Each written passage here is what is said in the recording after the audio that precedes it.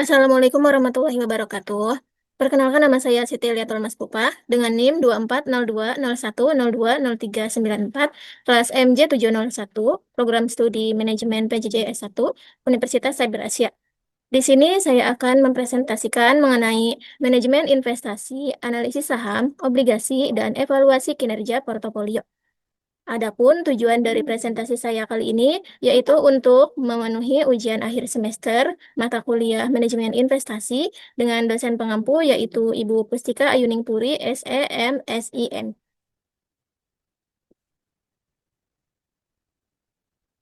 Nah, di sini ada studi kasus, yaitu seorang investor ingin menempatkan dananya pada dua aset yang berbeda, yaitu saham dan obligasi, dan meminta Anda sebagai konsultan keuangan untuk mengevaluasi kinerja portofolio yang sudah ia miliki sebelumnya.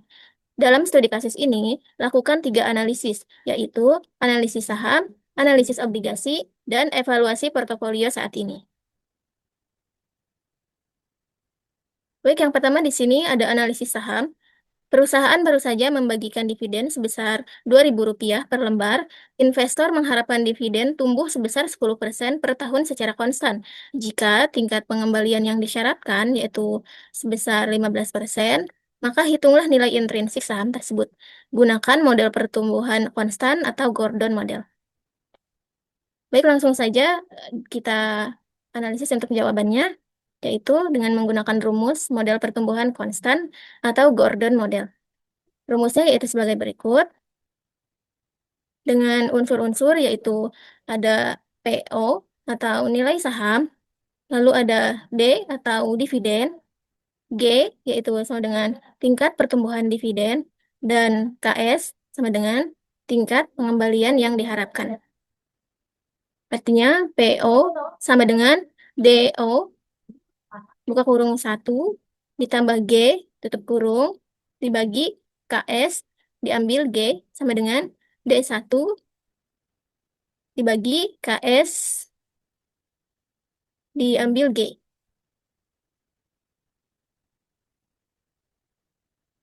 Baik, langsung saja kita masuk ke perhitungan analisisnya. Itu D sama dengan dividen sama dengan Rp2.000 per lembar. Lalu G yaitu tingkat pertumbuhan dividen sama dengan 10% sama dengan 0,10. Dan KS yaitu pengembalian yang diharapkan sebesar 15% sama dengan 0,5. Baik, langsung saja kita masuk ke rumusnya, yaitu PO sama dengan D atau dividen, lalu buka kurung 1 ditambah G atau tingkat pertumbuhan dividen, tutup kurung sama dengan D1 dibagi KS atau pengembalian yang diharapkan, diambil G atau tingkat pertumbuhan dividen. Di mana PO sama dengan Rp2.000 dikalikan buka kurung 1 ditambah 0,10, di mana 0,10 itu merupakan G atau tingkat pertumbuhan dividen, tutup kurung. Lalu hasilnya itu PO sama dengan Rp2.000 dikali 1,1, di mana 1,1 ini yaitu hasil penjumlahan antara 1 ditambah 0,10.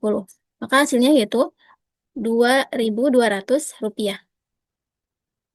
Lalu Rp2.200 dibagikan dengan 0,15 atau KS diambil 0,10 atau G.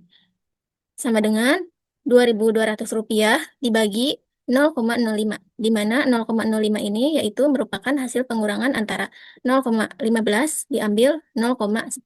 Maka hasilnya yaitu Rp44.000. Jadi nilai intrinsik sahamnya yaitu sebesar Rp44.000. Nilai intrinsik saham sama dengan Rp44.000 dan nilai harga pasar sahamnya yaitu Rp45.000. Dikarenakan harga pasar lebih tinggi daripada nilai intrinsik, maka saham dapat dinilai sebagai overvalued.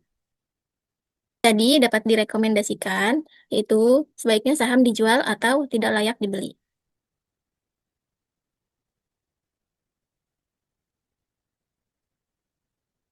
Baik, selanjutnya yaitu analisis obligasi. Investor juga melirik obligasi dengan nilai nominal sebesar 10 juta rupiah dalam jangka waktu 5 tahun dan tingkat bunga kupon yaitu sebesar 12% per tahun dibayar tahunan. Jika tingkat bunga pasar saat ini adalah 10%, tentukan harga wajar obligasi tersebut. Apakah obligasi ini dijual pada harga premium atau diskon? Maka jawabannya yaitu yang pertama kita analisis terlebih dahulu terkait dengan unsur-unsur yang tadi telah dijelaskan, yaitu ada nilai nominal sama dengan 10 juta rupiah dan jangka waktunya yaitu 5 tahun, lalu bunga kupon per tahunnya yaitu sebesar 12% dikalikan dengan 10 juta rupiah atau nilai nominal, dan hasilnya yaitu 1.200.000 rupiah.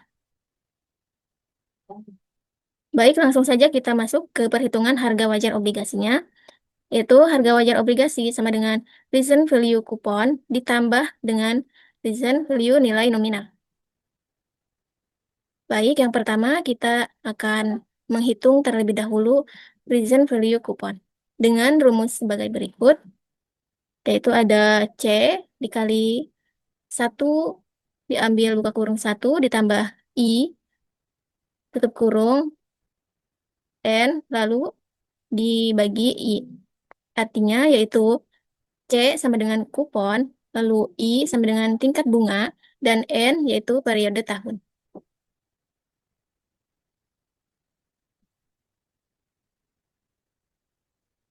Dengan keterangannya yaitu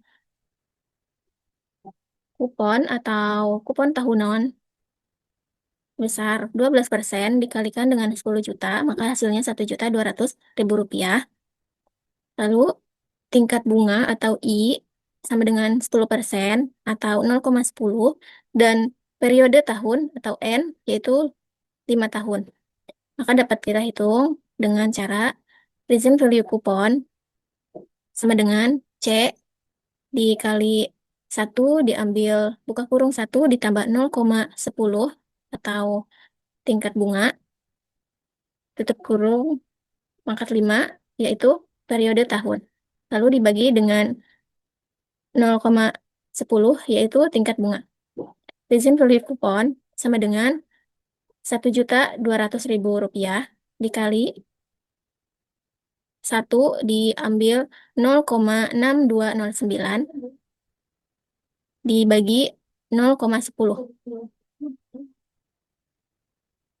Lalu present value kupon sama dengan 1.200.000 rupiah dibagi 0,3791 yaitu dihasilkan dari 1 diambil 0,6209 lalu dibagi dengan 0,10 yaitu tingkat bunga.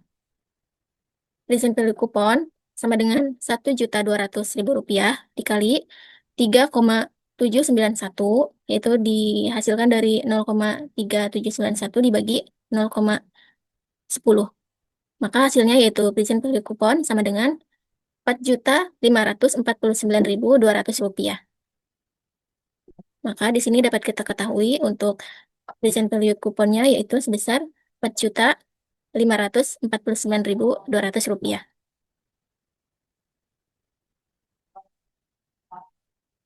Baik, selanjutnya yaitu ada present value nominal dengan rumus sebagai berikut, di mana PV sama dengan present value, FP itu sama dengan future value, dan R yaitu rate of return, dan N yaitu number of periods.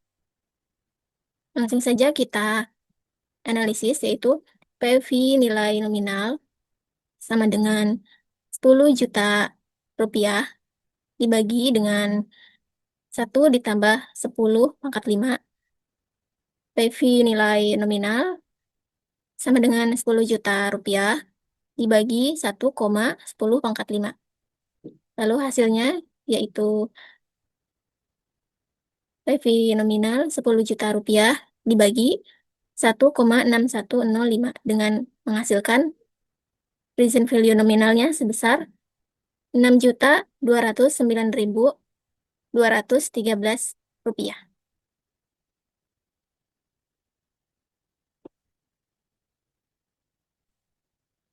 Selanjutnya yaitu Untuk harga wajar obligasi, yaitu present value coupon, ditambah present nilai nominal, yaitu present value couponnya 4.549.200 rupiah, ditambah dengan 6.209.213 rupiah, yaitu present value nilai nominal, maka menghasilkan harga wajar obligasinya yaitu sebesar 10.758.413 rupiah.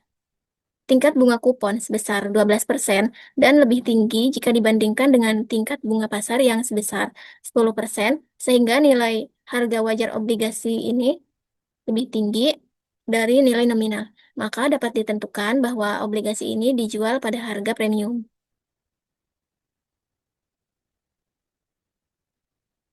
Selanjutnya, yaitu ada evaluasi portofolio saat ini. Investor sudah memiliki portofolio A dengan kinerja setahun sebagai berikut. Rata-rata return portofolio sebesar 18%, rata-rata return bebas risiko sebesar 6%, beta portofolio sebesar 1,2, standar deviasi sama dengan 12%, dan return market yaitu sama dengan 14%. Anda sebagai konsultan diminta untuk menganalisis dan mempresentasikan poin-poin sebagai berikut. Yang pertama ada analisis nilai intrinsik. Tunjukkan perhitungan nilai saham PT Maju Bersama. Bandingkan dengan asumsi jika harga saat ini adalah Rp45.000, apakah saham tersebut layak untuk dibeli atau undervalued atau dijual yaitu overvalued. Selanjutnya yang kedua yaitu penilaian obligasi. Jelaskan mengapa harga obligasi tersebut berada di atas atau di bawah nilai nominal dengan berdasarkan perbandingan bunga kupon dan bunga pasar. Dan yang ketiga yaitu evaluasi kinerja. Hitung indeks Sharpe dan indeks Jensen untuk portofolio A. Jelaskan kepada investor apakah manajer portofolionya telah bekerja dengan baik, yaitu mengalahkan pasar atau tidak.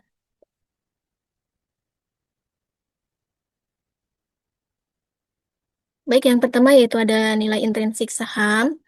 Sesuai dengan yang telah saya jelaskan sebelumnya di awal, yaitu nilai intrinsik saham PT Maju Bersama sebesar Rp44.000, sementara nilai harga pasar diasumsikan sebesar Rp45.000. Dikarenakan harga asumsi pasar lebih tinggi dari nilai intrinsik, maka saham dapat dinilai overvalued, sehingga direkomendasikan saham untuk dijual atau tidak layak dibeli. Lalu, selanjutnya ada nilai obligasi. Berdasarkan yang telah saya jelaskan sebelumnya, bahwa tingkat bunga kupon sebesar 12% dan lebih tinggi jika dibandingkan dengan tingkat bunga pasar yang sebesar 10%, sehingga nilai harga obligasi lebih tinggi dari nilai nominal. Maka dapat ditentukan bahwa obligasi ini dapat dijual dengan harga premium.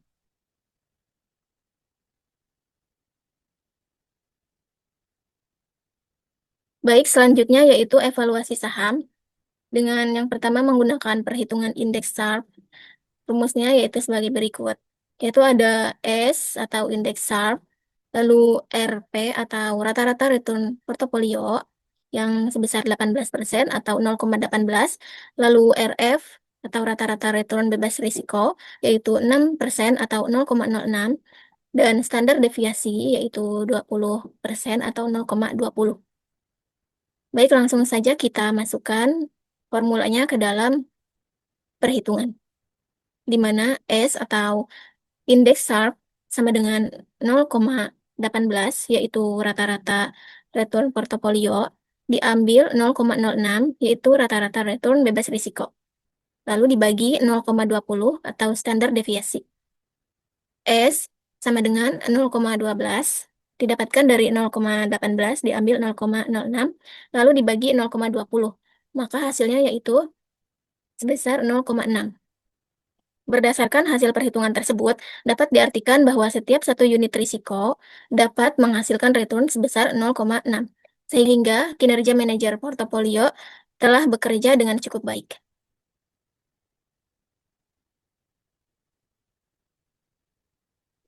Baik, selanjutnya yaitu ada evaluasi saham dengan perhitungan indeks Jensen dengan rumus sebagai berikut. di mana return portofolio atau RP sama dengan 18% sama dengan 0,18, lalu rata-rata return bebas risiko sama dengan 6% atau 0,06, dan beta portofolio sama dengan 1,2, lalu return market atau RM sebesar 14% atau 0,14. Baik, langsung saja kita masukkan formulanya ke dalam rumus, di mana Jensen Alpha sama dengan 0,18, yaitu return portofolio, diambil 0,06, yaitu rata-rata return bebas risiko, ditambah 1,2, yaitu beta portofolio, lalu buka kurung 0,14, yaitu return market, diambil 0,06, yaitu tadi di rata-rata return bebas risiko. Jensen Alpha sama dengan 0,18 diambil 0,06 ditambah 1,2 ke kurung 0,08, di mana 0,08 ini merupakan hasil pengurangan antara 0,14 dengan 0,06. Lalu Jensen Alpha sama dengan 0,18 diambil 0,06 ditambah 0,092, di mana 0,092 ini merupakan hasil perkalian antara 1,2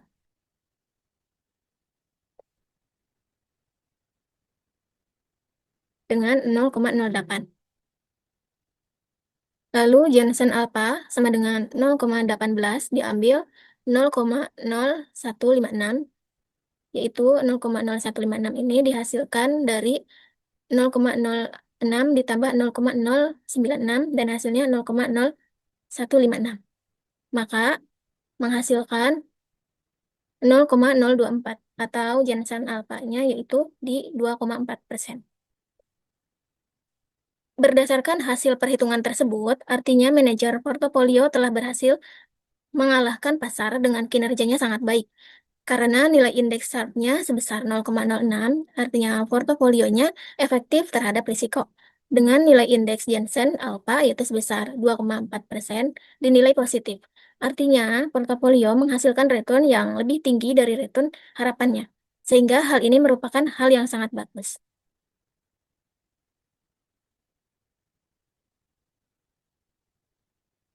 Baik, itu saja presentasi saya kali ini. Mohon maaf apabila ada kesalahan. Terima kasih. Wassalamualaikum warahmatullahi wabarakatuh.